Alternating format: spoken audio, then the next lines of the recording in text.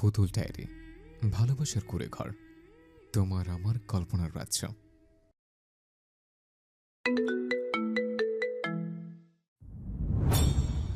কিসের বিয়ে? মানে নামে বিয়ে। আমি আমার মার জায়গায় কাউকে কোনোদিন আসতে দেব না। বলে বাঁধন উমাদের মতো ড্রয়িং রুমে থাকা সব আসবাবপত্র ভাঙচুর করতে থাকলো। কাঁচ ভাঙার তীব্র শব্দে চারপাশ প্রকম্পিত হচ্ছে, কিন্তু বাঁধনের এই বিধ্বংসী রূপ দেখে আজ তাকে থামানোর সাহস কারও নেই।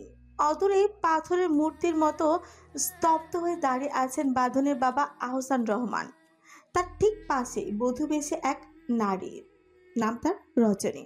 পরে লাল চকচকে শাড়ি আর সর্বাঙ্গে গহনার জৌলুস, যাকে কিছুক্ষণ আগে আহসান রহমান বিয়ে করে ঘরে তুলেছেন। রজনীর শাড়ির এক কোণা শক্ত করে মুঠোর ভেতর খামচে ধরে দাঁড়িয়ে আছে 4 বছরের এক ছোট্ট মেয়ে, নাম তার রূপা। বাড়িটি জলের মতো দেখতে সেই ছোট্ট মেয়েটির বাদামি চোখজোড়া এখন প্রচণ্ড আতঙ্কে সিটিয়ে আছে।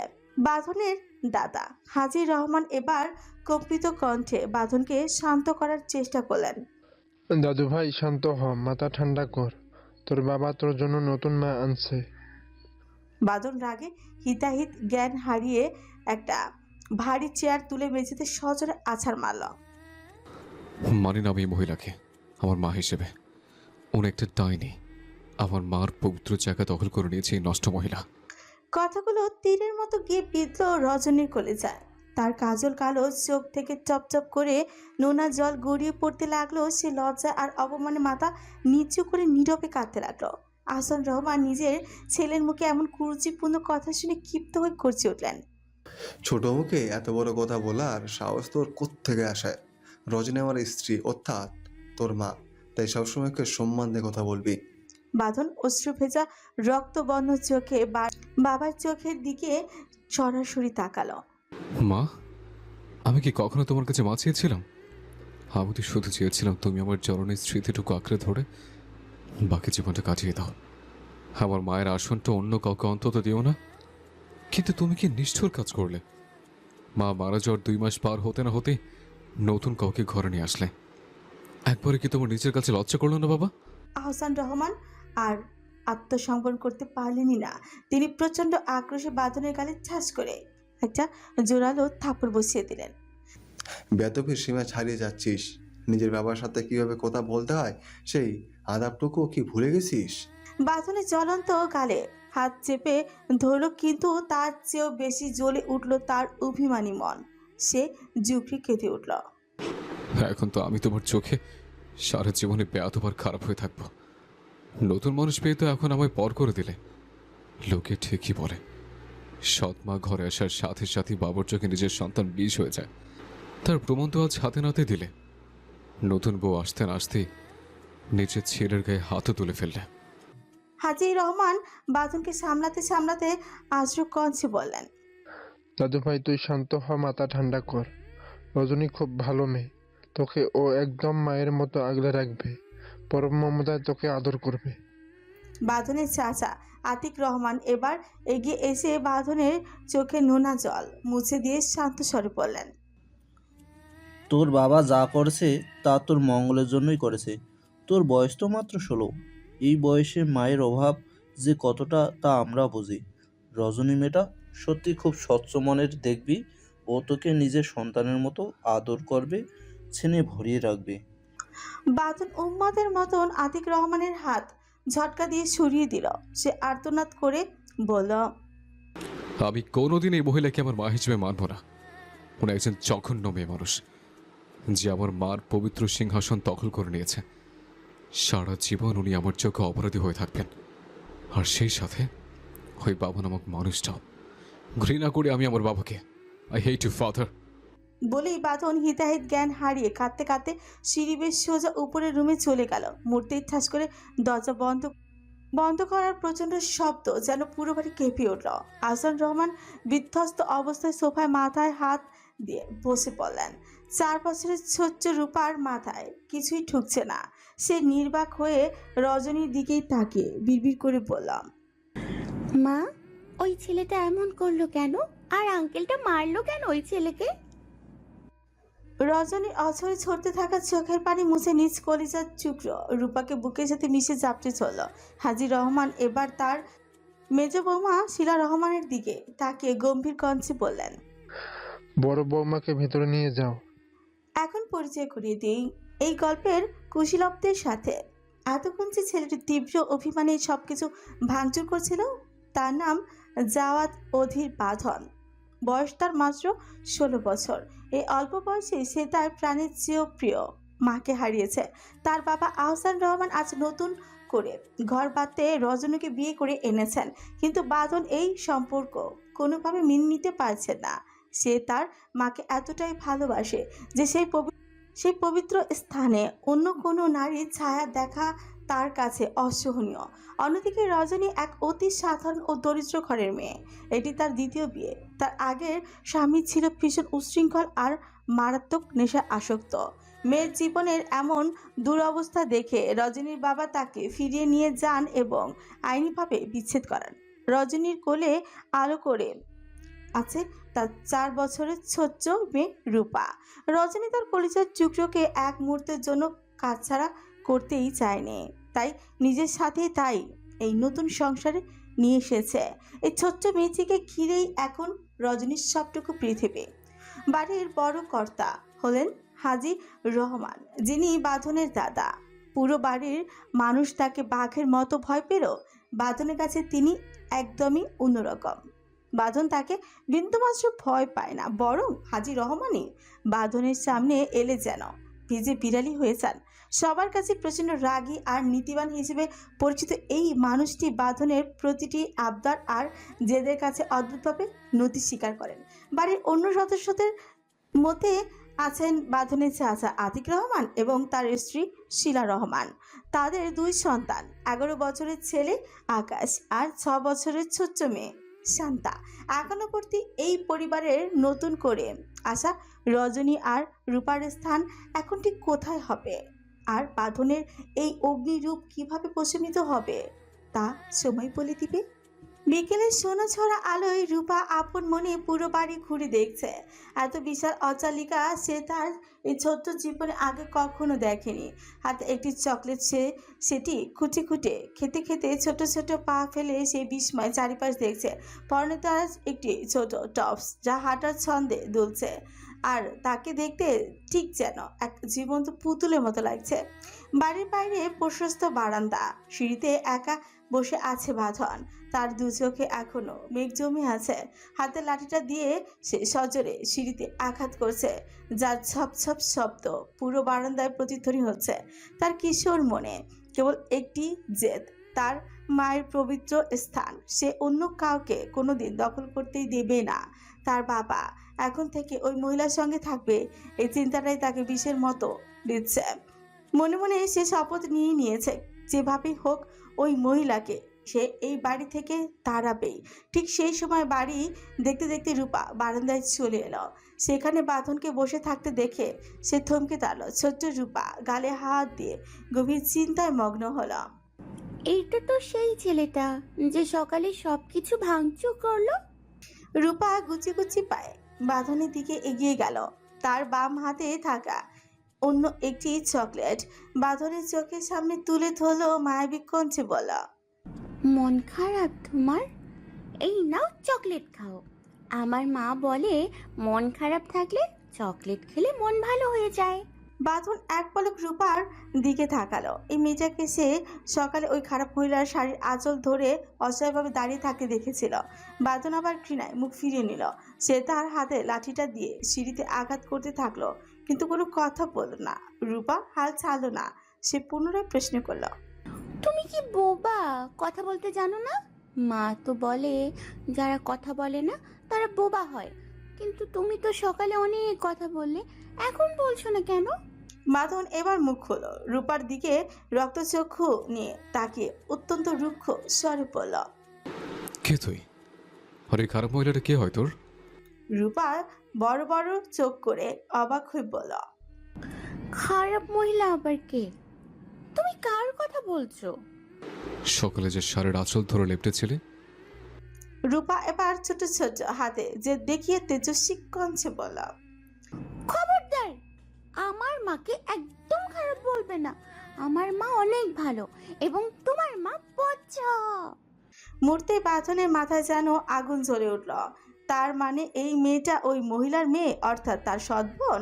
কিন্তু শেষে রূপা একই দৃষ্টতা দেখালো, তার মৃত মাকে সে পচা বলল। কত বড় সাহস এই পুচকি মেয়ের!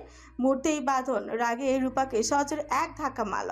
রূপা ভারসাম্য হারিয়ে শক্ত মেঝের উপর পড়ল, আছড়ে পড়ল এবং কপালে প্রচন্ড চোট পেয়ে যন্ত্রণা চিৎকার করে উঠল। ঠিক সেই মুহূর্তে আহসান রহমান ফোনে কথা বলতে বলতে ওইদিকে আসছিলেন। তিনি দূর থেকেই দেখলেন কিভাবে বাঁধন রূপাকে ধাক্কা মেরে ফেলে দিল। মুহূর্তে তিনি দৌড়ে এসে রূপাকে দুই হাতে আগলে ধরলেন। রূপার এবার ডুকরে কেঁদে দিল। আহসান রূপার কপালে আর মাথায় পরম মমতায় হাত বুলিয়ে ব্যাকুল হয়ে বললেন, খুব বেশি লেগেছে মা? কোথায় লেগেছে? রূপা ব্যথা নীল হয়ে শুধু সূচক মাথা নেড়ে কাঁদতে লাগলো। আহসান এবার বাঁধনের দিকে তাকে প্রচন্ড আক্রোশে আর রাগে গর্জে উঠলেন। বাঁধন, এটা কি রকমের জানার মতো আচরণ? ওকে ধাক্কা কেন মারলি? হে মেয়ে আমার মাকে কোন সাহসে পচা বলে? বাঁধন অপমানে আর রাগে ফুঁসতে ফুঁসতে চিৎকার করে বললাম, ও আমার মাকে খারাপ মহিলা বলেছে, তাই আমিও ওর মাকে পচা মা বলেছি। রূপা তখনও হিচকি তুলতে তুলতে কাঁদতে কাঁদতে অসহায় স্বরে বলল। আহসান রহমান বাঁধনের চোখের দিকে তাকে কঠিন স্বরে বললেন, বাঁধন, তুই কিন্তু বড্ড বেশি বাড়াবাড়ি করছিস। ও একটু অবুঝ ছোট মানুষ, না বুঝে একটা কথা বলে ফেলেছে, তাই বলে তুই এভাবে ওকে ধাক্কা মারবি? বাঁধন তার ছেলে হাসি হেসে হাততালি দিয়ে উঠল, তার কণ্ঠে ঝরে পড়ল এক বুক ঘৃণা। বাহ বাহ হাসান রহমান, কি চমৎকার রূপ আপনার। সকালে ওই নষ্ট মহিলার জন্য আমার গায়ে হাত তুললেন, আর এখন একটা রাস্তার বাইরের মেয়ের জন্য আমাকে বকছেন। আহসান রহমান এবার নিজেকে সামলে নিয়ে গম্ভীর কণ্ঠে বললেন, বাঁধন, মুখ সামলে কথা বল। ও কোনো বাইরের মেয়ে না, ও এখন থেকে আমার মেয়ে আর তোর ছোট বোন হয়। বাঁধন যেন আকাশ থেকে পড়ল, সে চিৎকার করে বলে উঠে, কে বোন? কার বোন? আমার মা আমি ছাড়া আর কাউকে এই পৃথিবীতে জন্ম দেননি। তাই আপনি যাকে তাকে আমার সামনে মা বলবেন না, না কোনো বাইরের মেয়েকে আমার বোন বলে পরিচয় দেবেন। আমার ভীষণ রাগ লাগে এসব শুনলে। বলেই বাঁধন আর এক মুহূর্ত সেখানে দাঁড়ালো না। গজগজ করতে করতে সে বাগানের দিকে চলে গেল। আহসান রহমান এক দীর্ঘশ্বাস ফেললেন। তিনি বুঝতে পারছেন ছেলেটা তার উপর ভীষণ অভিমান করে আছে, কিন্তু পরিস্থিতি চাপে পড়ে তার যে আর কিছুই করার ছিল না। আহসান রহমান এবার রূপার দিকে ফিরলেন। নিজের রুমাল দিয়ে রূপার চোখের পানি মুছে দিতে দিতে পরম মমতায় বললেন, কাঁদে না সোনা, ও তোমার বড় ভাই হয়। ওর একটু রাগ বেশি, রাগের মাথায় অমন করে ফেলেছে। এখন লক্ষ্মী মেয়ের মতো কান্না থামাও। তুমি যদি এখন কান্না থামাও তবে তোমাকে অনেকগুলো চকলেট এনে দেবো।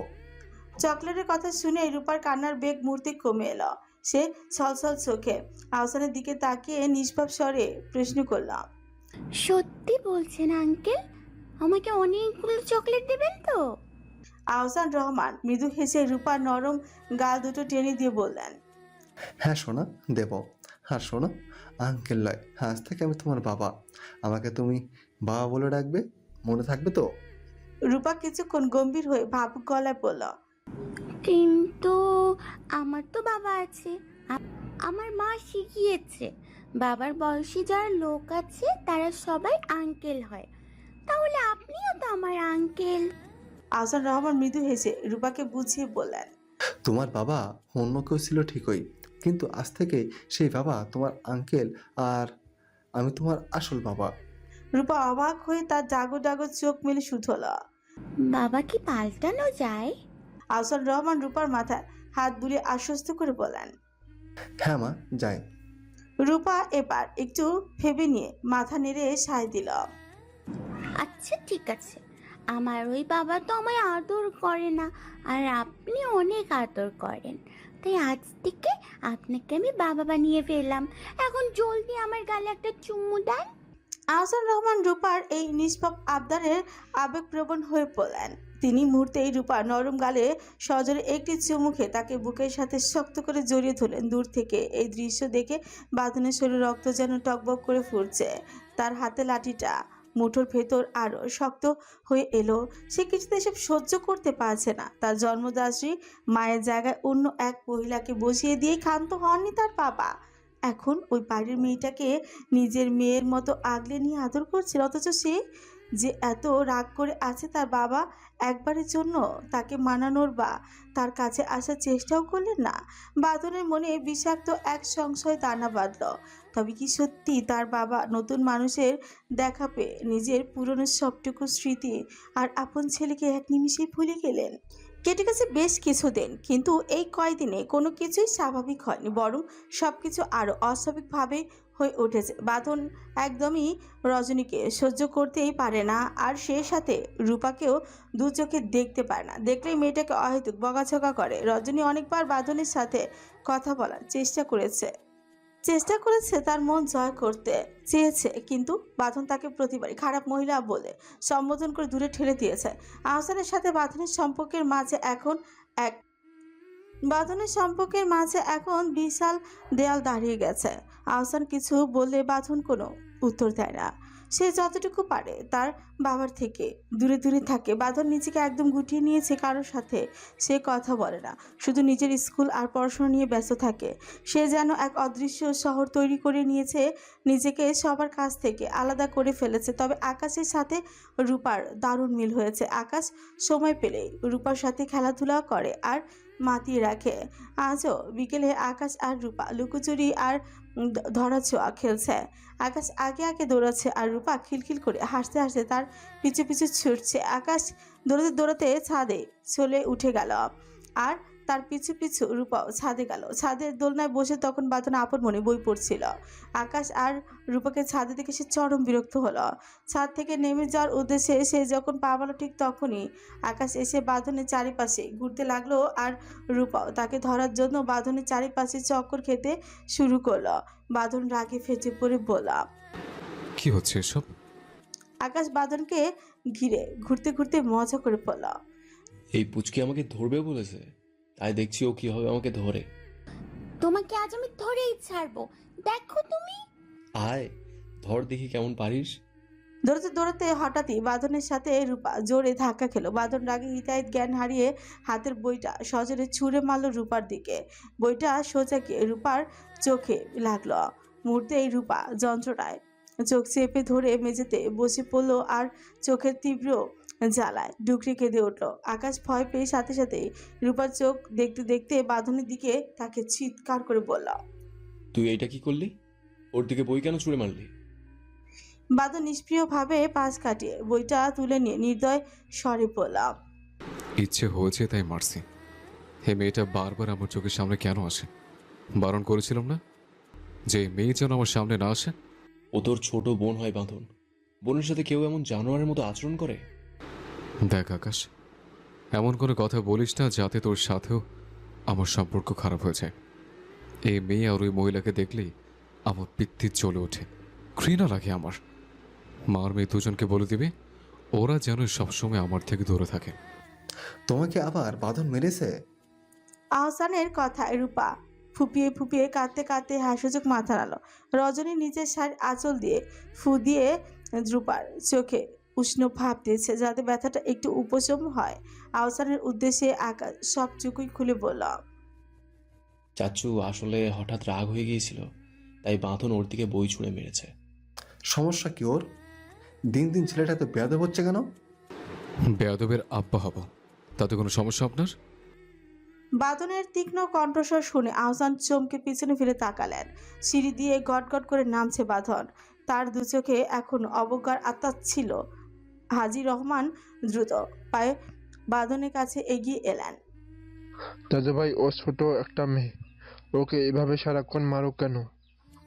বাঁধন দাদাকে উদ্দেশ্য করে কাঠখোঁচা গলায় বলল।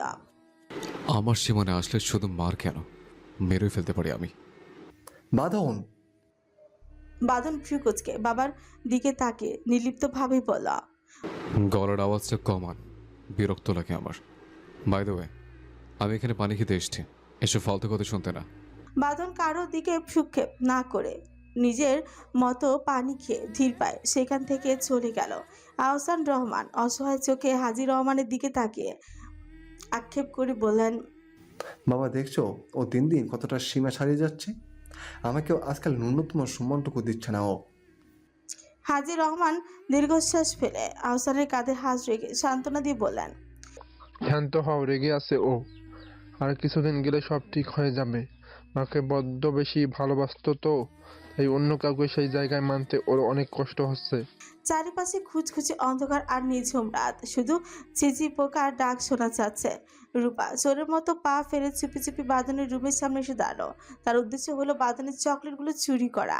দুপুরে সে যখন এদিকে এসেছিল তখন বাঁধনের পড়ার টেবিলে কিছু চকলেট দেখেছিল এখন, আর তখনই মনে মনে মত বেটেছিল যে ওগুলো তাকে নিতে হবে। রূপা দরজার ফাঁক দিয়ে উকি মেরে দেখলো ঘরে কেউ নেই, পুরো ঘরটাই ফাঁকা। মুহূর্তে সে বিড়ালের মতো নিঃশব্দে ঘরে ঢুকে সরাসরি পড়ার টেবিলের কাছে চলে গেল। চকমকে চকলেটের প্যাকেটগুলো দেখেই তার চোখ চকচক করে উঠল। সে ঝটপট কয়েকটা চকলেট হাতে তুলে নিয়েই চেনা দৌড় দিতে যাবে অমনি তার কোনো ধাক্কায় টেবিলে থাকা বাঁধনের মায়ের ছবিটা মেঝেতে পড়ে গেল। নিস্তব্ধ ঘটার ঠাস করে কাঁচ ভাঙার শব্দ হলো আর ছবিটা টুকরো টুকরো হয়ে ছড়িয়ে পড়লো। রূপা ভয়ে কাঠ হয়ে এক জায়গায় দাঁড়িয়ে পড়ল। ঠিক সেই মুহূর্তেই বারান্দা থেকে বাঁধন ঘরে ঢুকলো। রূপাকে নিজের ঘরে দেখে বাঁধন রাগে ফেটে পড়ল।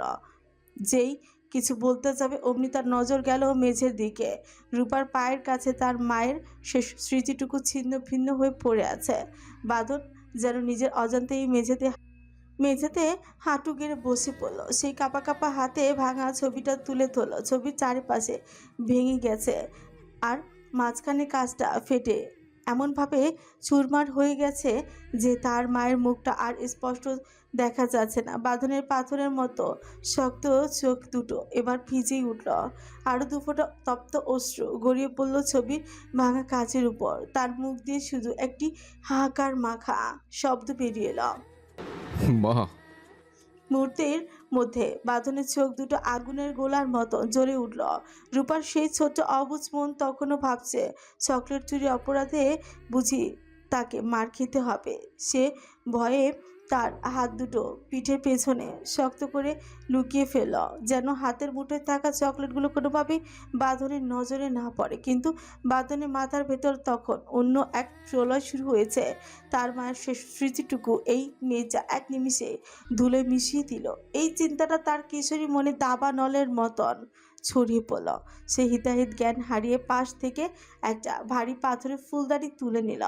রূপা কিছু বুঝে ওঠার আগেই চোখের পলকে বাঁধন সেই ফুলদানি দিয়ে সজোরে আঘাত করলো রূপার কপালে। এক বুক ফাটানো আর্তনাদ পুরো বাড়ি প্রকম্পিত করে তুলল রূপা। মা! আঘাতের চোটে তার হাতের বাঁধন আলগা হয়ে গেল। চুরিকৃত চকলেটগুলো মেঝেতে ছড়িয়ে ছিটিয়ে পড়ল। রূপার কপাল চিরে ফিনকি দিয়ে তাজা রক্ত বের হতেই লাগলো। সে যন্ত্রণায় কুকড়ে গিয়ে মাথা চেপে ধরে মেঝেতে লুচিয়ে পড়ল। বাঁধন তখনও রাগে হাঁপাচ্ছে, তার নিঃশ্বাসগুলো তপ্ত আগুনের মতো বের হচ্ছে। তার সামনে নিথর হয়ে ছটফট করছে রূপা। মেঝের শুভ্র কার্পেট লাল রক্তে ভিজে যাচ্ছে, কিন্তু বাঁধনের পাথরের মতো মনে বিন্দুমাত্র মায়ার উদয় হলো না। সে শীতল ও হিংস্র চোখে রূপার সেই যন্ত্রণাটুকু দেখছে। রূপার আকাশ ফাটানো চিৎকার শুনে রজনী উন্মাদের মতো দৌড়ের বাঁধনের ঘরে এলো। নিজের কলিজার টুকরো মেয়ের রক্তাক্ত অবস্থায় নিথর হয়ে পড়ে থাকতে দেখে রজনীর পায়ের তলা থেকে যেন মাটি সরে গেল। সে চিৎকার করে রূপার রক্তাক্ত মাথাটা নিজের কোলেই তুলে নিল এবং আর্তনাদ করে উঠল। ও আল্লাহ, সোনা কি হয়েছে তোর? মাথায় এত রক্ত কেন সোনা আমার? মা, ও মা, একবার চোখ খোল। রজনী সেই বুক ফাটা আর্তনাদে বাড়ির প্রতিটি কোণ কেঁপে উঠল। সেই চিৎকার শুনে বাড়ির সবাই হন্তদন্ত হয়ে বাঁধনের ঘরের দিকে ছুটে এলো। আহসান রহমান ঘরে ঢুকে রূপার রক্তাক্ত আর নিথর শরীরটা দেখে আতঙ্কে শিউরে উঠলেন। পরক্ষণে তার জ্বলন্ত দৃষ্টি গিয়ে পড়ে সামনে পাথরের মতো দাঁড়িয়ে থাকা বাঁধনের উপর। বাঁধনের হাতে তখনও সেই রক্তমাখা ফুলদানি, আর চোখ দুটো রাগেও উত্তেজনা টকটকে লাল হয়ে আছে। আহসান রহমানের বুঝতে আর এক মুহূর্ত লাগলো না যে রূপার এই করুণ দশা বাঁধনেরই কাজ। মুহূর্তের মধ্যে আহসান রহমান দিগাদিগ জ্ঞান হারিয়ে বাঁধন বলে চিৎকার করে তার দিকে তেড়ে গেলেন। তিনি বাঁধনকে প্রহার করতে উদ্যত হলেন। আতিক রহমান আর শিলা রহমান তাকে জাপটে পেছন থেকে ধরে কোনো মতে শান্ত করার চেষ্টা করলেন। আহসান রহমান আক্রোশে কাঁপতে কাঁপতে বাঁধনের দিকে আঙুল উঁচিয়ে চিৎকার করে উঠলেন। হারামজাদা, তোর এত বড় সাহস, তুই আমার মেয়ের মাথা ফাটালি! আজই তোরে আমি পুলিশের হাতে তুলে দেব। ওইদিকে রূপার অবস্থা ক্রমশ অবনতির দিকে যাচ্ছে। অতিরিক্ত রক্তক্ষরণে মেজা যেন ক্রমশ নিস্তেজ হয়ে পড়েছে। তার এই অবস্থা দেখে হাজী রহমান দেরি না করে দ্রুত অ্যাম্বুলেন্স ডাকলেন।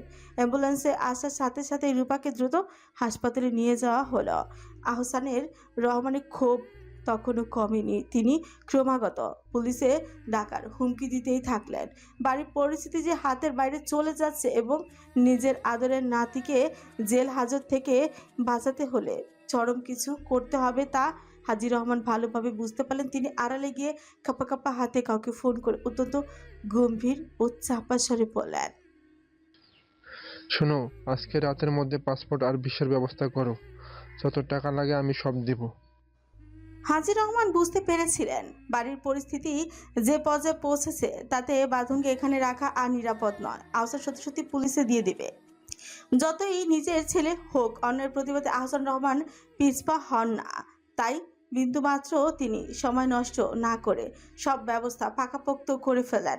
সেদিনের পরের দিনেই সবাই যখন হাসপাতালে, তখন হাজী রহমান অনেক জোরাজুরি আর বহু কষ্টে বাঁধনকে বুঝিয়ে তিনি এয়ারপোর্টে নিয়ে গেলেন। বাঁধনের যে তার অভিমানের পাহাড় তখনও নামেনি, কিন্তু দাদার কাতর অনুরোধ সে ফেলতে পারল না। বিদেশ যাওয়ার জন্য প্রয়োজনীয় সব কিছু বুঝিয়ে দিয়ে হাজী রহমান বাঁধনকে ভোর 7টায় দুবাইয়ের ফ্লাইটে তুলে দিলেন। দুবাইয়ের হাজী রহমানের জানের প্রিয় এক বন্ধু থাকেন। তিনি আগে ভাগেই তাকে সব পরিস্থিতির কথা খুলে বলেছিলেন। বন্ধুকে অনুরোধ করেছিলেন যেন সময় মতো এয়ারপোর্টে গিয়ে বাঁধনকে রিসিভ করে নিজের হেফাজতে নিয়ে যান। উড়োজাহাজটি যখন রানওয়ে ছাড়ল, হাজী রহমান এক দীর্ঘশ্বাস ফেলেন। হয়তো এই দূরত্বই একদিন সব ঘৃণা ধুয়ে মুছে দেবে। অবশেষে এক বুক দহন আর তীব্র ঘৃণা সঙ্গী করে বাঁধন অজানার উদ্দেশ্যে দুবাই পাড়ি জমালো। যে বাড়িতে তার শৈশব কেটেছে, যে বাবার স্নেহে সে বড় হয়েছে, সেই সব কিছু আজ তার কাছে বিষাদময়। যাওয়ার সময় তার চোখে জল ছিল না, ছিল কেবল এক কঠিন সংকল্প। মায়ের শেষ স্মৃতিটুকু হারানোর যন্ত্রণা আর বাবার বদলে যাওয়া রূপ তাকে এক নিষ্ঠুর মানুষে পরিণত করে পাঠালো মরুভূমির দেশে। হাতে গুনে গুনে 14টা বছর পার হয়ে গেছে। সময়ের অতল গহ্বরে হারিয়ে গেছে অনেক স্মৃতি, বদলে গেছে শহরের চিরচেনা রূপ। কিন্তু সব পরিবর্তনের মাঝে সবচেয়ে বড় বিস্ময় হয়ে দাঁড়িয়েছে রূপা। সেই ছোট্ট চঞ্চল রূপা আজ আর নেই। সে এখন এক মায়াবী রূপসী তরুণী। রূপার সৌন্দর্য যেন কোনো নিপুণ শিল্পীর তুলিতে আঁকা এক জীবন্ত ছবি। তার গায়ের রং শরতের মেঘমুক্ত আকাশের জ্যোৎস্নার মতো শুভ্র ও উজ্জ্বল। টানা টানা ডাগর চোখ দুটোই সবসময় এক অদ্ভুত মায়া খেলা করে, যা নিমিষেই যে কাউকে মুগ্ধ করে দিতে পারে। আর রেশমের মতো কালো চুলগুলো পিঠের উপর ঢেউ খেলে পড়ে যেন এক অন্ধকার মেঘের মেলা। তবে রূপার সৌন্দর্যের সবচেয়ে আকর্ষণীয় অংশ হলো তার ভুবন ভুলানো হাসি। হাসলে তার মুক্তোর মতো সাদা দাঁতগুলো মাঝে কোণের দিকে থাকা সেই গ্যাস দাঁতটি উকি দেয়।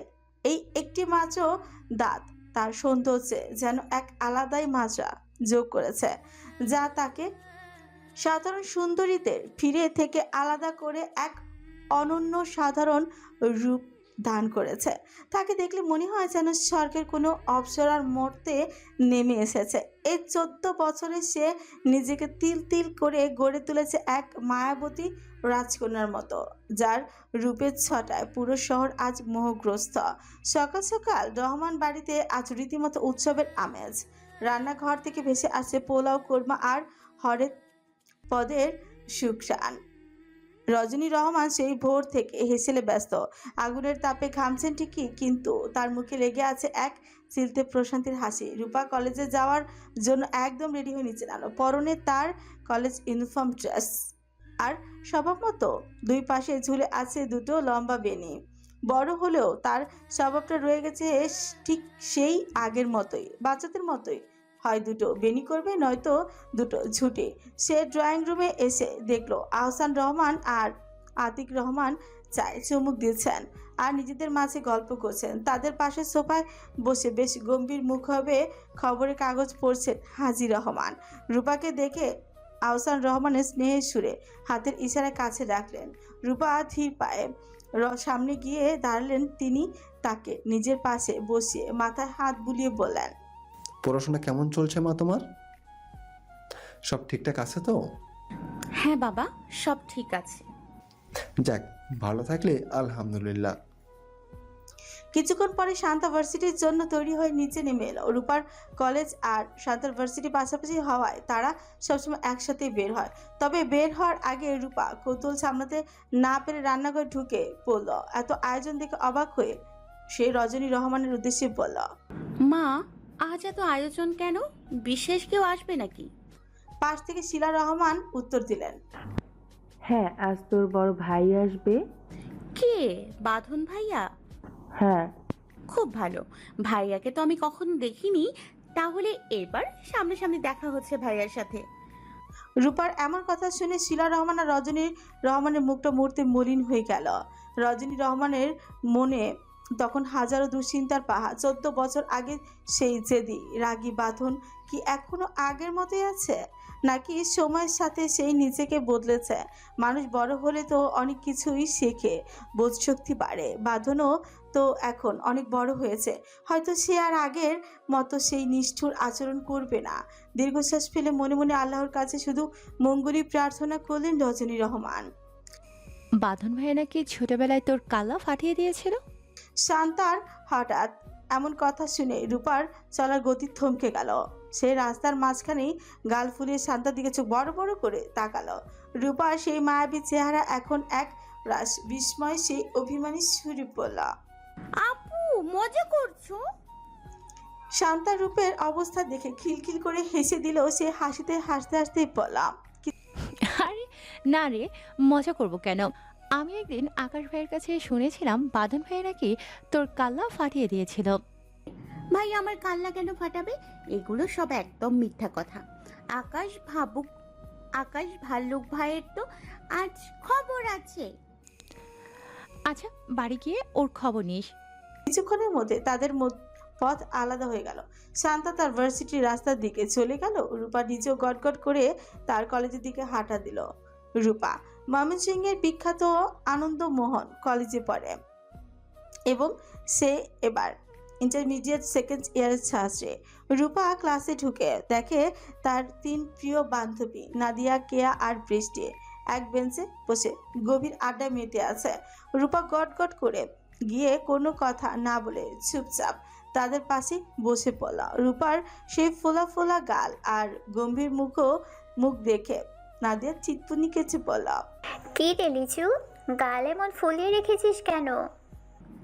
এমনি ছোট। কিন্তু রূপার এমন চুপচাপ থাকাটা কি আর হজমই হলো না। সে এক চোখ ছোট করে সন্দিগ্ধ গলায় বলল, কিছু তো একটা হয়েছে, না হলে আমাদের এই চঞ্চল লিচু তো এত চুপচাপ থাকার কথা না। ছোটবেলায় আমার বড় ভাই নাকি আমার কাল্লা ফাটিয়ে দিয়েছিল। রূপা এবার গলার স্বর কিছুটা খুব মিশিয়ে বলি ফেলল। কথাটা শোনা মাত্র নাদিয়া, কেয়া আর বৃষ্টি একসাথে খিলখিল করে হেসে উঠল। তাদের এমন হাসি দেখে রূপার রাগ যেন সপ্তম আকাশে চলে গেল। সে গাল দুটো আরো ফুলিয়ে মুখ ফিরিয়ে উল্টো দিকে তাকিয়ে গুম হয়ে বসে থাকলো। হাসি কিছুটা থামে বৃষ্টি লম্বা শ্বাস নিয়ে জিজ্ঞেস করল, তোর ভাই তোর কাল্লা ফাটিয়ে দিয়েছে, এর আজগুবি কথা তোকে কে বলেছে? ওই আকাশ ভাল্লুক ভাইয়া বলেছে। তোর এই আকাশ ভাই না সত্যি একদম ভাল্লুকের মতো, সারাক্ষণ শুধু খাও খাও করে। রূপা তখন হাত ছাড়া দিয়ে কাল্লা ফাটানোর টেনশন ছেড়ে ফেল। চোখ চকচক করে সে ফিসফিস করে বলল, বাদ দে ওকে, বাড়িতে গিয়ে ওর এক বাদ দে ওকে, বাড়িতে গিয়ে ওর একদিন কি আমার একদিন। শোন, আসার সময় ওই রোডের পাশের বাগানে একটা পেয়ারা গাছ দেখছি, থোকায় থোকায় পেয়ারা ঝুলে আছে, যাবি নাকি চুরি করতে? চুরির নাম শুনে বৃষ্টির তো আহ্লাদে আটখানা অবস্থা। সে জিভে জল সামলাতে সামলাতে বলা, বলিস কি? চল চল, এখনই যাই, না হলে একটু পরে ক্লাসে স্যার ঢুকে পড়বে, তখন আর বের হতে পারবো না। রূপা, নাদিয়া, কেয়া আর বৃষ্টি, চার মূর্তিমান আতঙ্ক তখন কলেজের দেয়াল ঘেঁষে ওই বাগানের দিকে পা চিপে চিপে এগিয়ে চললো। পেয়ারা গাছের নিচে বসে পৌঁছে সবাই উকি ঝুঁকি দিয়ে দেখে নিল মালিক আশেপাশে আছে কিনা। তারপরে শুরু হলো হুলস্থুল কাণ্ড। কেউ ডাল ধরে থাকাচ্ছে তো কেউ ওনার মধ্যে পেয়ারা জমাচ্ছে। চুরির সময় যে কি এক আদিম আনন্দ আর হাসি পায় তা সবার মুখ দেখলেই বোঝা যাচ্ছিল। হাসতে হাসতে সবার পেঁচে খিল ধরা জোগাড়। সবাই যখন 5 থেকে 6টা করে পেয়ারা বাগিয়ে নিয়েছে, ঠিক তখনই পালা পালা বলে দিল এক দৌড়। কিন্তু কিছুটা পথ যেতে চারজনের পায়ের তলা মাটি যেন থমকে গেল। হাসি মিলে গেল, সবার মুখ ফ্যাকাশে হয়ে গেল। বৃষ্টি তো ভয় বড় বড় করে ঠোক গিলতে শুরু করলো। তাদের সামনে 6 জন ছেলে একটা জটলা পাকিয়ে গোল হয়ে দাঁড়িয়ে আছে। সেই বৃত্তের মাঝখানে একটা ছেলেকে মাটিতে ফেলে কেউ একজন পৈশাচিক শক্তিতে পেটাচ্ছে। চারপাশ নিস্তব্ধ, শুধু মারের শব্দ আর ছেলেটার গোঙানি শোনা যাচ্ছে। মারের চোটে ছেলেটার মাটিতে লুটিয়ে পড়েছে, আর যে মারছে তার সেই সুঠাম দেহ আর হাতের পেশিগুলো রাগে ফুলে উঠেছে। ছেলেটাকে যেভাবে পাষাণ হৃদয়ে মারা হচ্ছে তা দেখে রূপার বুকটা হুহুক করে উঠল। তার মাথায় শুধু একটাই কথা চিন্তা ঘুরছে, মানুষের মনে কি মায়া দয়া বলতে কিছু নেই? রূপা যখনই প্রতিবাদ করার জন্য এক পা বাড়াতে যাবে অমনি কেয়া তার হাতটা ঝপ করে ধরে টেনে ধরল। কেয়া ভয়ার্থ গলায় ফিসফিস করে বলল, কোথায় যাস? চল তাড়াতাড়ি কলেজে যাই। এসবের মধ্যে একদম যাস না, এরা এই এলাকার মাস্তান, ভীষণ খারাপ ছেলে সব। রূপা নিজের হাতটা ছাড়ানোর চেষ্টা করতে করতে তেজ দেখিয়ে বলল, তাই বলে একটা লোককে এভাবে মারবে? দেখ ছেলেটা কত কষ্ট পাচ্ছে। তো সেটা দেখতে হবে কেন? এখন এখান থেকে কেচে পড়াই ভালো। রূপার কিন্তু সেই জেদি আর প্রতিবাদী মন কিছুতেই মানল না। সে এক ঝটকায় বান্ধবীদের হাত ছাড়িয়ে দিয়ে বলল, না, আমি যাব না। একটা ছেলেকে এইভাবে পশুর মতো মারবে আর আমি দাঁড়িয়ে দাঁড়িয়ে দেখবো? কিছুতেই না। বলে রূপা একরকম দৌড়ে ওই ছেলেদের জটলার মাঝখানে গিয়ে রুখে দাঁড়ালো, কোমরে হাত দিয়ে বেশ কড়া গলায় সবার উদ্দেশ্যে বলে উঠল, কি হচ্ছে কি? ওকে এভাবে পশুর মতো মারছেন কেন? পুরো চত্বর যেন এক মুহূর্তের জন্য নিস্তব্ধ হয়ে গেল। যারা গোল হয়ে দাঁড়িয়েছিল তারা অবাক হয়ে এই 2 বেনি করা ইঞ্চ সেকেন্ড ইয়ারের মেয়েটার দিকে তাকালো। আর যে ছেলেটা মারছিল সে ধীর পায়ে ঘুরে দাঁড়ালো রূপাকে দেখা মাত্র। যুবকটির বুকের ভেতরটা যেন এক মুহূর্তের জন্য কেঁপে উঠল। লম্বা দুটো দুপাশে বিনুনি, টানা টানা ডাগর মায়াবী চোখ। রূপাকে দেখে যুবকটি মুহূর্তের কথা বলার মতন ভাষায় হারিয়ে ফেললাম। রূপা ছেলেটাকে এইভাবে হা করে নিজের দিকে তাকিয়ে থাকতে দেখে বেশ বিরক্ত হলো। সে কপাল কুঁচকে ঝামটে জীব বলল, মুখে মাছি ঢুকে যাবে তো। পাশ থেকে রনি নামের একটা ছেলে রূপার দিকে তাচ্ছিলে নজর তাকিয়ে ধমকে শুরু করলো, এই মেয়ে, কে তুমি আর এখানে কি করছো? রূপা ভয় পাওয়া তো দূর, উল্টো তার ওনার খুঁজে রাখা পেয়ারাগুলো উঁচিয়ে দেখিয়ে বেশ বেশ তেজ নিয়ে বলল, পেয়ারা চুরি করতে এসছি, খাবেন নাকি? না, দিব না আপনাদের। আপনারা খুব খারাপ মানুষ। একটু আগে ওই ছেলেটাকে কিভাবে মারলেন? এই মেয়ে, মুখ সামনে কথা বলো। কলেজের পিচ্ছি মেয়ে, কলেজে যাও, বেশি সাহস দেখাতে এসো না। এতক্ষণে মূর্তির মতো দাঁড়িয়ে অপলক তাকিয়ে থাকা সেই যুবক, নাম তার ইশতিয়াক, যে এই এলাকার সব বখাটে পোলাপানদের নেতা, সে হঠাৎ রনির দিকে রক্তচক্ষু নিয়ে তাকালো। ইশতিয়াক রনির দিকে তাকে শান্ত কিন্তু খুনি গলায় বলল, আর একটা কথা বললে তোর প্যান্ট খুলে বাতাসে উড়িয়ে দেব। মুহূর্তেই বাকি কজন ছেলে হু হু করে হেসে উঠল। রনির মুখটা অপমানে আর ভয় একদম চুপসে গেল। ইশতিয়াক এবার রূপার দিকে তার চোখের সেই কঠিন চেহারাটা বদলে খুব নরম দৃষ্টিতে তাকালো। সেই বেশ কৌতূহলী হয়ে আলতো করে জিজ্ঞেস করল, নাম কি তোমার? রূপা এক ঝটকায় নিজের ঘাড় বাঁকিয়ে বেশ তাচ্ছিলের সাথে বলল, নাম দিয়ে কাম কি? ইশতিয়াক রূপার এমন ছোটকাচা উত্তর শুনে মুগ্ধতার আবেশে মাথা নেড়ে বলল। তুমি মেয়ে বড্ড বেশি কথা বলো তো। রূপা এবার কোমরে হাত দিয়ে তরবর করে উঠল, বলল। এইটা তো সবাই জানে, শুধু আজ আপনি নতুন জানলেন। যাই হোক, শুনুন, কোনো মানুষকে মারার অধিকার কারণ নেই, তাই সাবধান করছি, এইভাবে আর কাউকে মারবেন না। এইটুকু বলার ছিল। এখন আসি, কলেজে দেরি হয়ে যাচ্ছে। রূপার কথাগুলো এক নিঃশ্বাসে বলে গটগট করে ঘুরে যেতে নিলে পেছন থেকে ইশতিয়াক বেশ গভীর আর নিঃশাক্ত গলায় বলে উঠল।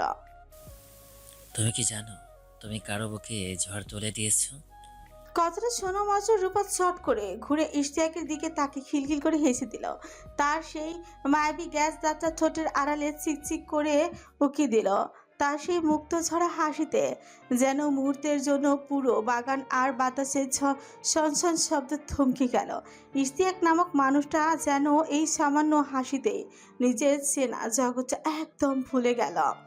রূপা ইশতিয়াকের সম্মিলিত মুখের দিকে তাকিয়ে হাসি থামিয়ে বেশ বিজ্ঞের মতো বলল। কোনো সাধারণ মানুষ কি ঝড় তুলতে পারে? স্বয়ং আল্লাহ ছাড়া কেউ ঝড় তুলতে পারে না। রূপা বলেই তার ওনার খুঁটে পেয়ারাগুলো সামলে নিয়ে গটগট করে হাঁটতে হাঁটতে চলে গেল। ইশতিয়াক পাথরের মূর্তির মতো অপলক তাকিয়ে রইল সেই দিকেই। সে নিজের অজান্তে ফিরফির করে বলল। এই মেয়েটাকে আমার চাই, যেভাবেই হোক। বলে সে তার সাঙ্গপাঙ্গদের দিকে খুন চোখে তাকে হুঙ্কার দিয়ে বলল। খোঁজ লাগে, ওর সব ডিটেলস আমার চাই আজকের মধ্যে। দুপুরের দিকে রহমান বাড়ির কলিং বেল বেজে উঠল। শিলা রহমান হাতের কাজ ফেলে দ্রুত এগিয়ে দরজা খুলে দিলেন, কিন্তু দরজা খোলা মাত্র শিলা রহমানের সামনে তাকাতেই তার ছোট কপালে উঠে গেল। তিনি যেন কথা বলার মতো ভাষা হারিয়ে ফেলেন। পাথর হয়ে শুধু সামনে দাঁড়িয়ে থাকা মানুষটির দিকে অপলক চোখে তাকিয়ে রইলেন। রজনী রহমান রান্নাঘর থেকে আঁচলে হাত মুছতে মুছতে বেরিয়ে এলেন। তিনি কে এসেছে দেখার জন্য দরজার কাছে এসে সামনে তাকে থমকে গেলেন। তার পা যেন সেখানেই মেঝের সাথে আটকে গেল। সামনে দাঁড়িয়ে থাকা মানুষটাকে দেখে রজনী রহমানের চোখ থেকে দুফোঁটা তপ্ত অশ্রু গড়িয়ে পড়ল। 14 বছর আগে যে 16 বছরের জেদি ছেলেটা অজানার উদ্দেশ্যে পাড়ি দিয়েছিল, আজ সেখানে দাঁড়িয়ে আছে এক বিধ্বংসী সুন্দর পূর্ণ যুবক। 6 ফুট 3 ইঞ্চি দীর্ঘকায় এক সুঠাম দেহ, যা নিয়মিত জিম আর হাড়ভাঙা পরিশ্রমে খোদাই করা। তার চড়া বুকে ছাতি আর লোহার রডের মতো শক্ত পেশিবহুল হাতগুলো শার্টের হাতা ভেদ করে বীরত্ব জানান দিয়েছে।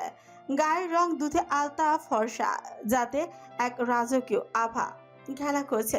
সবচেয়ে বেশি নজর কাটছে তার বাম ভ্রুর ঠিক মাঝখানে আধুনিক স্টাইলে ভ্রুর সেই জায়গাটা নিখুঁতভাবে সিল্ট করে কাটা, যা তার তীক্ষ্ণ দৃষ্টিকে এক আদিম পৌরুষ আর রহস্যময়তা যোগ করেছে। তার ফর্সা বাম হাতের কবজিতে আঁকা ব্ল্যাক ট্যাটু যেন কোনো আভিজাত্যের প্রতীক হয়ে আছে। তার তীক্ষ্ণ নাক আর গাম্ভীর্য মাখা পাতলা ঠোঁট যে কাউকে এক পলকে বুঝিয়ে দেয় যে সে এখন আর সেই অবুঝ কিশোর নয়। শিল্পী রহমান মুগ্ধ নয়নে বাঁধনের দিকে তাকিয়ে প্রায় রুদ্ধশ্বাসে বলে উঠলেন। এটা কি আমাদের সেই বাঁধন? মাশাআল্লাহ, কত বড় হয়ে গেছিস তুই। বাঁধন তার ঠোঁটের করে এক চিলতে শীতল হাসি ফুটে নির্লিপ্ত গলায় বলল। আসসালামু আলাইকুম কাকি, কেমন আছো?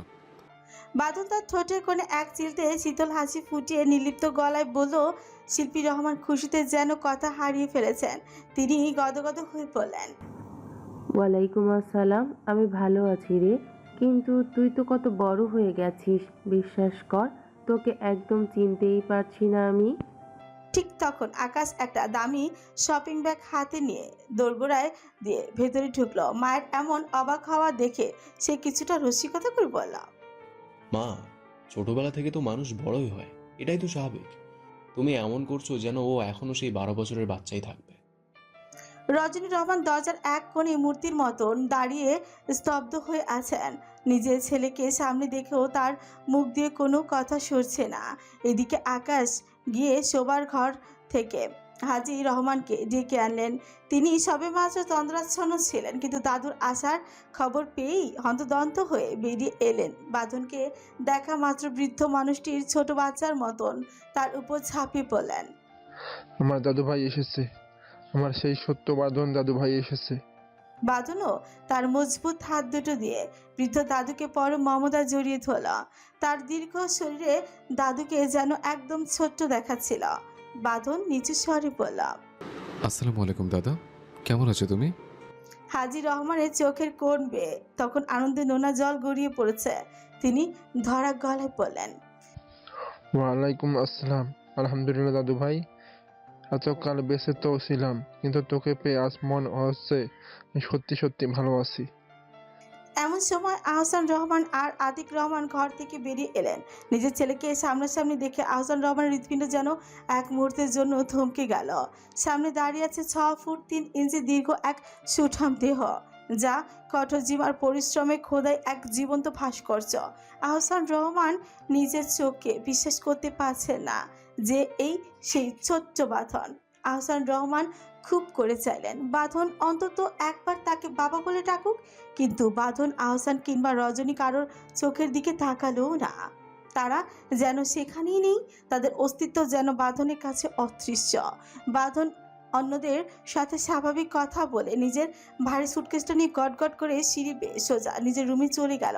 পুরো ড্রয়িং রুম জুড়ে এক অসহ্য নীরবতা নেমে এলো। বাঁধনের এই মৌন উপেক্ষা সবার বুকে তীরের মতো বেঁধল। আহসান রহমান আর শরীর ধরে রাখতেই পারলেন না, সবাই থপ করে বসে পড়লেন।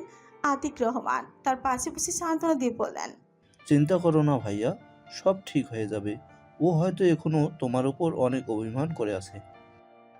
রজনী রহমান আর সইতেই পারলেন না, আঁচলে মুখ চেপে কাঁদতে কাঁদতে নিজের রুমে চলে গেলেন। বাঁধনের সেই জ্বলন্ত রাগ যে আজও এক ফোঁটাও কমেনি তা তিনি হাড়ে হাড়ে টের পেলেন। কিছুক্ষণ পর আহসান রহমান রুমে ঢুকে রজনীকে ডুকরে কেঁদে উঠে বললেন, আমার জন্যই আজ আপনার ছেলেটার সাথে আপনার সম্পর্কটা শেষ হয়ে গেল। আমি নারী হিসেবে সত্যি কলঙ্কিত। খবরদার, এই কথা যেন তোমার মুখে দ্বিতীয়বার না শুনি। আল্লাহ যা করেন ভালোর জন্যই করেন। রজনী রহমান চোখের জল মুছে কাঁপা কাঁপা কণ্ঠে বললেন, আমি কি কিছুক্ষণের জন্য রূপাকে ওর নানুর বাড়ি পাঠিয়ে দেব? বাঁধন যদি আবার ওর উপর ক্ষিপ্ত হয়ে ওঠে? না, পাঠানোর দরকার নেই। সামনে ওর ফাইনাল পরীক্ষার ক্ষতি হবে। তুমি শুধু রুফাকে গোড়াভাই বলে দিও, ওর যেন কোনোভাবেই বাঁধনের আশেপাশে না যায়। ও যেন সারাক্ষণ নিজের রুমে থাকে। ওর সামনে গিয়ে লাফালাফি বা চপলতা করার কোনো দরকার নেই। দিনের রোদ কিছুটা কমে আসতে বাঁধন আকাশের বাইকটা নিয়ে বেরিয়ে পড়লো। তার পরনে আজ কুচকুচে কালো টি শার্ট আর কালো ট্রাউজার। 6 ফুট 4 ইঞ্চি দীর্ঘ সুঠাম দেহের অধিকারী বাঁধন যখন মাথায় হেলমেট গলিয়ে বাইকটা স্টার্ট দিল, তখন তার পেশিবহুল হাতে টানে টি শার্টের হাতাগুলো বাতাসের ঝাপটায় উঠতে লাগলো। হেলমেটের কাচের ওপাশ দিয়ে তার স্লেট করা ভ্রু আর তীক্ষ্ণ মায়াবী চোখ দুটো যেন এক বিধ্বংসী সৌন্দর্য জানান দিচ্ছে। বাইকের গতি বাড়িয়ে সে যখন রাস্তা দিয়ে ঝড়ো বেগে এগিয়ে যাচ্ছিল, তাকে দেখে মনে হচ্ছিল কোনো এক রাজকীয় আগ্নেয়গিরি যেন ধেয়ে চলেছে। এদিকে রূপার কলেজ ছুটি হলো। সব বান্ধবীদের কাছ থেকে হাসি মুখে বিদায় নিয়ে সে ধীর পায়ে বাড়ির দিকে হাঁটতে শুরু করলো। কিন্তু কিছুটা পথ যেতেই হঠাৎই আকাশের মুখ ভার হয়ে এলো। মেঘের ঘন ঘটা দেখে বোঝা যাচ্ছে এখনই ছমছমে বৃষ্টি নামবে। সত্যি সত্যি মুহূর্তে রিমঝিম বৃষ্টি নামা শুরু করে দিল। সে তড়িঘড়ি করে ব্যাগ থেকে নিজের ছোট্ট ছাতাটা বের করে মেলে ধরল, কারণ সে খুব ভালো করে জানে বৃষ্টিতে একটু ভিজলেই তার ধুমঝড় চলে আসবে। আর একবার জ্বর বাঁধাতে পারলে আম্মুর এক গাদা বুকুনি নিশ্চিত। সাবধানে হাঁটতে হাঁটতে হঠাৎই রাস্তার এক জায়গায় জমে থাকা কাদায় রূপার পা হড়কেই গেল। মুহূর্তে ঠেস করে আছাড় খেয়ে মাটিতে পড়ে গেল সে। হাতের ছাতাটা ছিটকে দূরে গড়িয়ে পড়লো, আর সুন্দর ধপধপে কলেজ ড্রেসটা কাদা মাখামাখি হয়ে একাকার। রূপা বিরক্তিতে মুখ কুচকে খুশি উঠল। দূর চাই, ঠিক এখনই পড়তে হলো। বৃষ্টি ততক্ষণে আরো জোরে নামতে শুরু করেছে। পুরো ভিজে চুবুথুবু হয়ে যাওয়া রূপার গাল বেয়ে বৃষ্টির পানি মিষ্টির শিরায় মতো গড়িয়ে পড়ছে। সে উঠে দাঁড়িয়ে কাপড় থেকে কাদা ছাড়ার ব্যর্থ চেষ্টা করে ছাতাটা হাতেই তুলে নিল। বৃষ্টির ছমছম শব্দ আর চারিপাশে শীতল হাওয়ায় রূপার মুঠা হুট করে নেচে উঠল। তার খুব ইচ্ছে হলো বৃষ্টির এই ধারায় একটু নাচতে। সে একবার জানি বামে আর চোখে তাকিয়ে দেখলো ধারে কাছে কেউ নেই, শুধু দু একটা গাড়ি সা সা করে রাস্তা দিয়ে চলে যাচ্ছে, ব্যাস। আর পায় কে তাকে? রূপা নিজের হাতে ছাতাটা একবার ডান দিকে তো আবার বাঁ দিকে ঘোরাতে ঘোরাতে ছোট বাচ্চার মতো নেচে নেচে বাড়ির দিকে এগিয়ে যেতে লাগলো। তার এই চপলতা আর বৃষ্টির আনন্দ যেন এই মুহূর্তের জন্য সব বিরক্তি ধুয়ে মুছে দিল। রূপা বৃষ্টির তালে তালে নাচে, নাচতে নাচতে খিলখিল করে হেসে গেয়ে উঠল সেই পরিচিত লোকগীতে। মন বাগানটা রয়েছে খালি, হাই খালি, কোথায় পাবো সুজন মালি, হাই রে ভালোবাসা ফুল ফোটানোর সুজন মালি কই। গানটা গাইতে গাইতে সে নিজের মনে মজা করে চিৎকার দিয়ে দুষ্টুমি ভরা গলায় বলা, পাইবা সবই, আর কিছুদিন ধৈর্য ধরে রূপা। সে জানে তার এই পাগলামো দেখার মতো কেউ নেই নির্জন রাস্তায়। তার সেই মনের আনন্দে বৃষ্টির জল গায়ে মেখে আর ছাতাটা মাথার উপর বনবন করে ঘুরিয়ে ঘুরিয়ে নেচে নেচে বাড়ির দিকে এগোতে লাগলো। বৃষ্টির ধারাগুলো তার চোখে মুখে এক অদ্ভুত সতেজতা এনে দিচ্ছে। সৃষ্টিকর্তা যেন আজ তার গানের প্রতিটি কলি পূর্ণ দেওয়ার জন্যই অঝরে ধারায় এই বৃষ্টি নামিয়েছে। আর রূপার এই নির্মল পাগলামি দেখার জন্য রাস্তার মোড়ে কাউকে পাঠিয়ে দিয়েছেন। রাস্তার ঠিক ধারে বাইকটা হেলান দিয়ে দাঁড়িয়ে আছে বাঁধন, মাথায় এখনো হেলমেট পরা থাকলেও তার গ্লাস তোলা। সে ইচ্ছে করে বাইক থামিয়েছে এই অঝরে বৃষ্টিতে ভিজেছে। অনেক বছর দেশের বাইরে থাকার কারণে এখন ছমছমে বৃষ্টিতে ভেজা হয় না তার। আজ কেন জানে এই ভেজাটা খুব ভালো লাগছে বাঁধনের। বৃষ্টির তোড়ে তার কালো শার্ট ভিজে শরীরের সাথে লেপটে গেছে, যা তার জিম করা সুঠাম দেহের প্রতিটি পেশিকে আরও নিখুঁত, আরও বলিষ্ঠ করে ফুটিয়ে তুলেছে। বাঁধন চুপচাপ আকাশপানে মুখ তুলে বৃষ্টির পানি স্পর্শ অনুভব করল। হঠাৎ সেই মুখ নামিয়ে সামনের দিকে তাকাতে হৃৎপিণ্ড এক মুহূর্তের জন্য থমকে গেল। এক অদ্ভুত শিহরণ বয়ে গেল তার শিরদাঁড়া দিয়ে। সামনে এক কিশোরী মেয়ে, যার কাঁধে স্কুল ব্যাগ, শুভ্র কলেজ ড্রেসটা কাদা মাখামাখি হয়ে আছে, কিন্তু তাতে তার কোনো সুক্ষেপ নেই। তার মেঘের মতো কালো লম্বা দুটো বেনিনি তার দুই পাশে দোল খাচ্ছে। হাতে ধরা ছাতাটা ডানে বামে দুলিয়ে দুলিয়ে সে কোনো এক রূপকথার রাজকন্যার মতো নেচে নেচে এগিয়ে আসছে। বাঁধন অপলক দৃষ্টিতে তাকিয়ে দেখলো বৃষ্টির প্রতিটি ফোঁটা যখন রূপার হাসি মুখে এসে পড়ছে, তখন তাকে কোনো এক অপরার্থে পরীর মতো লাগছে। রূপার গালের চোল আর হাসির সময় উকি দেওয়া সেই ছোট্ট গ্যাস দাঁতটি যেন এক অদ্ভুত সারল্য ছড়িয়ে দিচ্ছে চারিদিকে। তার দুলে ওঠা বিনুনি বৃষ্টির ঝাপটায় চোখ বুজে আসা আর আপন মনে গেয়ে ওঠা সেই গানের সুর, সব মিলিয়ে এক মায়াবী পরিবেশ তৈরি হয়েছে। রূপা যখন বৃষ্টির তালে পা ফেলে ছাতাটা মাথার উপর বনবন করে ঘোরাচ্ছে, তখন তার চারপাশে কাদা আর বৃষ্টিও যেন এক ছন্দময় উৎসবে মেতে উঠেছে। বাঁধন স্থির হয়ে দাঁড়িয়ে রইল। তার সেই পাথুরে গম্ভীর হৃদয়ে যেন প্রথমবার কোনো এক চপল হাওয়া দোল লাগলো। এই প্রথম কোনো এক অজানা মেয়ে তার সমস্ত মনোযোগ কেড়ে নিয়েছে, যাকে দেখে মনে হচ্ছে সে যেন এই বৃষ্টির ধারায় মিশে থাকা এক জীবন্ত কবিতা। বাঁধনের তীক্ষ্ণ মায়াবী চোখ দুটো হেলমেটের গ্লাসের ওপাশে থেকে অপলকভাবে এই বিধ্বংসী সুন্দরের সাক্ষী হয়ে রইল। কথায় আছে না, ভাগ্য খারাপ থাকলে যে কোনো জায়গায় তার ফলাফল দেয়। রূপার বেলাতেও ঠিক তাই হলো। সে যখন আনন্দের অতি সহ্যে ছাতাটা গোল গোল করে ঘুরেছিল, ঠিক তখনই কাদা পিছলে গিয়ে দ্বিতীয়বারের মতো থাপ্পাস করে আশ্রয় খেলো সে। বাঁধন অজান্তে নিজের বাইক ছেড়ে এগিয়ে এলো। সে নিজেও জানে না কেন সে এগিয়ে আসছে, কিন্তু এই মেয়েটির চপলতা আর আকস্মিক পড়ে যাওয়া যেন তাকে চুমুকের মতো টেনে নিল। রূপা এবার হাঁটুতে বেশ ভালোই চোট পেয়েছে। সে ব্যথায় কুকিয়ে উঠতে ওঠার চেষ্টাই করছিল, ঠিক তখনই বাঁধন তার সামনে এসে দাঁড়ালো। কালো টি শার্ট, ভেজা পেশিবহুল শরীরে দুই হাত পকেটে ঝুঁকিয়ে সে গম্ভীর গলায় বলল, বেশি লাফালাফি করলে এমনই হয়। অজানা এক পুরুষের গম্ভীর আর পুরুষদীপ্ত কণ্ঠস্বর শুনে রূপা চমকে উঠল। সে ব্যথায় কুচকানো মুখটা তুলে সামনে তাকালো। সামনে দাঁড়িয়ে আছে এক বিশাল দেহী পুরুষ, যেন এক তালগাছ। যেমন লম্বা তেমন তার শরীর গঠন আর রাজকীয় গেচাপ। তবে মাথা হেলমেট থাকা রূপা বাঁধনের মুখটা দেখতে পাচ্ছে না। শুধু হেলমেটের কাচের ওপাশ থেকে তীক্ষ্ণ একজোড়া মায়াবী চোখ তার নজরে এলো। সেই চোখ জোড়া দেখা মাত্র রূপার বুকের ভেতরটা ধক করে উঠল। হেলমেটের গ্লাসের ওপাশে একজোড়া গভীর কালো কুচকুচে চোখের মনে, যা মখমলের মতো মসৃণ অথচ আগ্নেয়গিরির মতো উত্তাপ। ঘন কালো পাপড়িগুলো বৃষ্টির ছোঁয়ায় ভিজে একে অপরের সাথে লেপ্টে আছে, আর তার উপর একজোড়া ঘন ভ্রু যেন শিল্পীর নিখুঁত তুলিতে আঁকা। এক মুহূর্তের জন্য রূপার স্পন্দন থেমে গিয়ে আবারও দ্বিগুণ বেগে ধুকপুক করতে লাগলো। এই পুরুষটির চোখের মণি আর সেই স্লিট করা ভ্রুর রহস্যময় চাহনি রূপাকে যেন সম্মোহিত করেই ফেলল। রূপা অজান্তেই সব ব্যথা ভুলে গিয়ে হাওয়া করে বাঁধনের সেই গভীর আর মায়াবী চোখের দিকে তাকিয়ে রইল। সে যেন ভুলেই গেল যে সে কাদায় মাখামাখি হয়ে মাঝ রাস্তায় পড়ে আছে। বাঁধনে অচেনা মেয়েটিকে এভাবে হা করে তাকিয়ে থাকতে দেখে বিরক্তিতে ভ্রু কুচকে তাকালো। তার বাম ভ্রু সেই নিখুঁত স্লিট করা বা কাটা দাগটি কুচকে যাওয়ায় তাকে আরো বেশি গম্ভীর আর রহস্যময় দেখাচ্ছে। সে তার পকেটে থেকে হাত বের না করে তীক্ষ্ণ দৃষ্টিতে রূপার দিকে তাকে গম্ভীর গলায় শুধল। Do you know me? মূর্তি রূপার হুঁশ পেল।